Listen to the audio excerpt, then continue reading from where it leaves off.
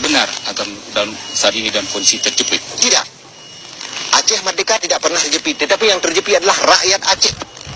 Itu yang kami sesali dan kami sayangi.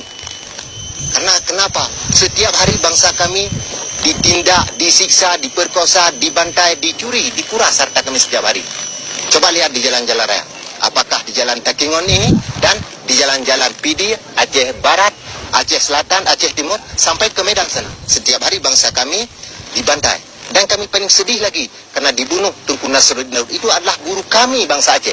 Orang yang kami kasihi, orang yang kami sayangi. Mereka telah membunuh. Yang pertama dibunuh Tunku Bantakia. Yang kedua dibunuh Tunku Nasruddin Daud. Itulah satu perbuatan biadab yang dilakukan atas bangsa Aceh. Tunku, jika Asentiro sebagai wali Nanggro diangkat sebagai pemimpin ini, apakah Tunku itu sebagai panglima militer bersiap dalam arti Aceh berada dalam kesatuan Republik Indonesia? Saya dan wali negara tidak menerima Aceh dalam wadah Indonesia. Negeri Aceh adalah hak berdaulat untuk bangsa Aceh, tidak ada hak berdaulat untuk bangsa lain. Tentang mengatur negeri Aceh tidak ada hak bagi orang Indonesia, Jawa, hanya hak bagi bangsa kami Aceh. Kami ada 7 hak: hak darah, hak tanah, hak daulat, dan hak menolak penjajahan.